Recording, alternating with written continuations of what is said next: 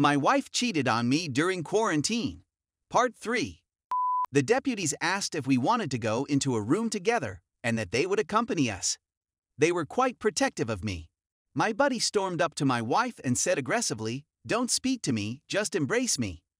We entered an adjacent room where I grabbed her, embraced her, and screamed some more. I was unable to stop it. I'd never wept before in my life. I'm sensitive and emotionally open, but I'm not a crier, and I felt embarrassed by the whole thing. We said our goodbyes, and I gave her the keys to the apartment. The cops bundled me into the back of their vehicle and brought me to the hospital to talk with a crisis worker. I grabbed some lunch, which was really rather decent for a hospital. The nurses were fantastic. They were intrigued by my mask and inquired about it. I bought it off Amazon. They listened to bits of my narrative, and we laughed at a drunk man on a stretcher belting out 2 tickets to paradise. I felt a lot better.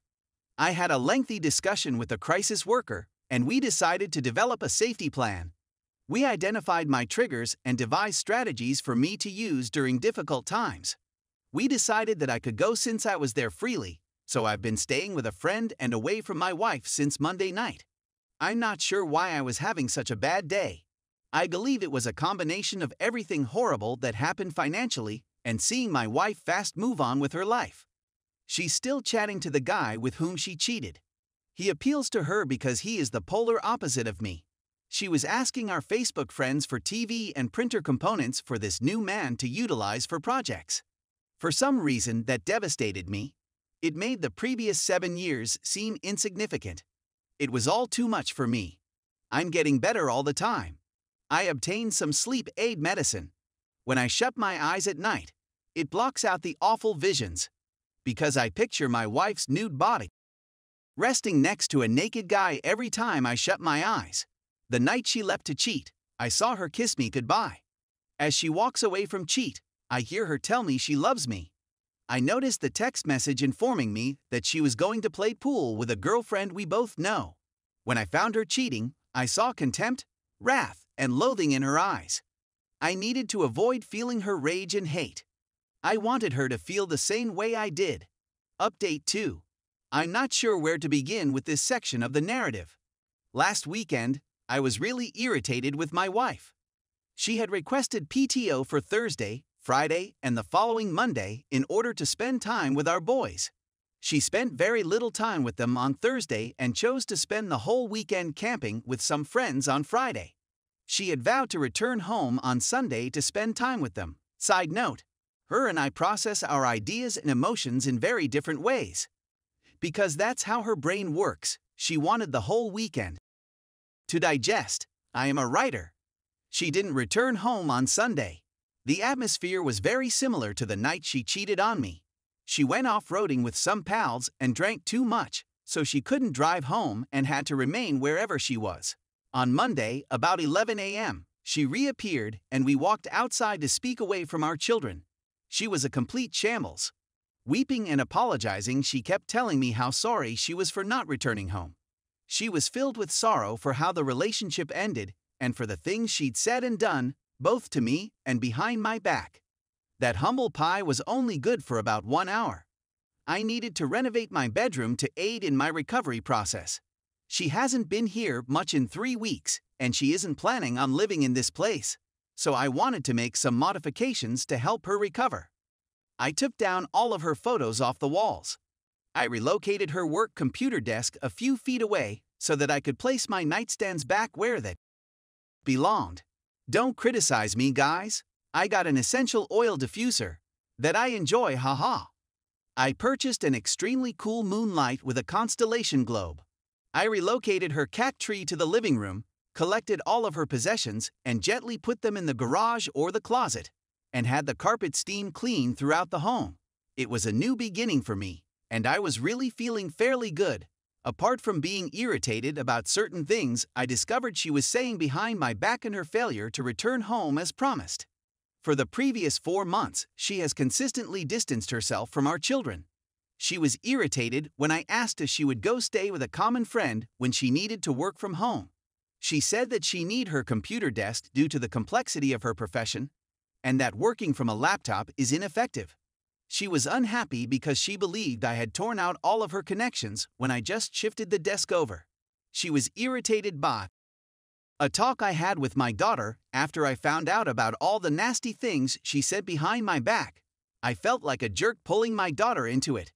There's no need to criticize me for it. I was enraged and felt compelled to protect myself.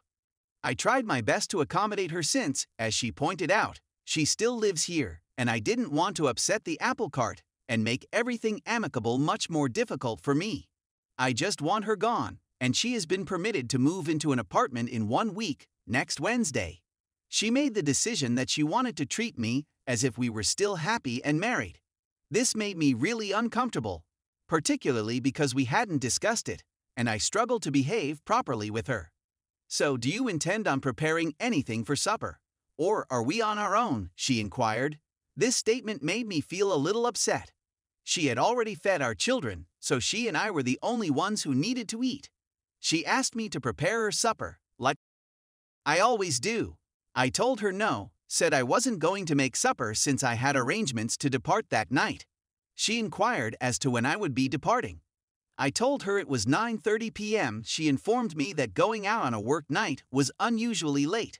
I didn't tell her, but I thought it was a very hypocritical statement considering that she didn't come home until I went to get her at 3 a.m. on a work night while she cheated on me. I could see she was wounded by her inquiries since it looked I was moving on. I know she thinks it would be simpler for her if I simply remained sad and alone while she did whatever she wanted. That's not how I'm going to live. She indicated that she was going to sleep on the sofa so that we could maintain our distance since we were fighting a lot right now. That, I informed her, was preferable. But she pointed out that since I was going to be gone, there was no use in keeping the bed vacant. I told her it was all right if she slept in it that night. I'd promise her I'd be home about midnight, weary after barely 2 hours of sleep the night before, and I would be drinking a little. I told her I was going to crawl into bed and pass out as soon as I got home. In any case, it just takes me 15 seconds to fall asleep. This you can be jealous about lol. Now that it's Tuesday, she's still acting as if everything is normal, which makes me quite uncomfortable. After our children had gone to bed, I did take her aside. I was stretching on the floor before going for a long walk, and I invited her to sit next to me so we could chat. I told her how uncomfortable all of this normal things was making me, and she said she's working hard to keep it that way in front of the kids, which I admired. I thanked her effort and assured her that I would try, but that I was having difficulty with it. Despite all that was going on, I was really trying to keep things nice, courteous, and respectful. I bought her lunch since she had bought mine the week before. I repaid her $300. I owed her money since my new direct transfers were messed up big time, and my vehicle broke down just before we traveled to Vegas with the kids and myself. I purchased her a birthday gift since her birthday is approaching. It's a photo that reads "Best Mom Ever," and it was supposed to include the children and be a present from them, not from me. I even went to the grocery shop when she requested since it was for the kids. I even went out of my way to get her favorite pizza. It's simply everyday discussions that I'm having trouble with. Being around her is difficult because, despite everything, I adore this lady. I have a great deal of affection for her. We've gone through a lot together, and it's simply taking me a little longer to reconcile those emotions. But don't get me wrong, I'm through with this relationship. I'll never forget what she did to my kid and myself. It's simply difficult to convey why she does these things to people through text. She's this basic but complex creature that does things without even comprehending why. I went for a stroll, then came home and hopped in the shower. She passed past the shower to use the toilet, and I got the impression she was getting ready for bed since she works early in the morning. Hey, I'd really want to speak about this when I get out, I remarked as I stepped out of the shower. When I'm anxious, I take lengthy baths, and she goes asleep easily. So I wanted to make sure she was aware that I needed to speak with her. It backfired on them. For some reason, she became angry with me and went over to the shower. She was perplexed by what I meant by my remark and got really harsh. I attempted to explain in the shower that I wanted to speak about the bed dilemma we discussed the night before. She said a few things and I inquired, "Why are you being such a?" She questioned, to which she replied, "Urine." I don't want to chat to you while you're getting ready for the shower. I assured her that was all right, and that we could discuss when I got out. I get out of the shower to find her on her side of the bed. She started behaving as if there was no issue with us sharing a bed, and that if I was so uncomfortable, maybe I should sleep on the sofa. She told me this a couple times in a very manner. I explained that I wasn't asking that we couldn't share a bed or that she sleep on the sofa. I simply wanted to chat, but she was being a jerk to me. There was no way in hell I was going to sleep on the sofa. When she moves in next week, it will be my home. It's going to be my bed, and she was the one who cheated on me, included my daughter in her escapades, and twisted her love for me. I've always struggled with sticking up for myself since I strive to make everyone happy, but that's something I'm working on. Recently, I've begun sticking up for myself and telling people no, which feels amazing. I was going to defend myself here. She turned over fiercely and refused to address the matter further. I attempted to turn her over so we could chat by placing my knee on my side of the bed.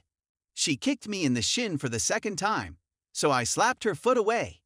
This immediately progressed into her turning over and situating herself sideways on the bed, and she began hammering my chest as hard as she could with her feet. I was thrown out of bed many times and smashed onto my computer desk. Because there isn't much room between my side of the bed and the desk, it was difficult to get away from the bed while she continued hitting me, so I decided to overcome her and hold her ankles. Every time I was able to control her, she would break free and pound me again. This is when she threatened me, saying that if she called the police, they'd see the markings on her ankles and arrest me. That's when I relaxed, and she pounded me in the chest again. I attempted to contain myself, but my hands fell on her private areas as a result of my aggressive motions, and she accused me of assaulting her. I let go and began walking toward the foot of the bed to get away from her, but I had to grip her ankles again before she was hit. She was attempting to kick me again, so I dragged her to the foot of the bed, not completely off the bed. Her leg was slightly bent backward, so I stopped pulling while she straightened it out. I had no intention of hurting her in any way. She got up in my face and started shouting again, and I'm not sure if it was because I said something or because of the adrenaline in her system, but she slapped me open hand as hard as she could, followed by a close fist punch. Stay tuned for the next part.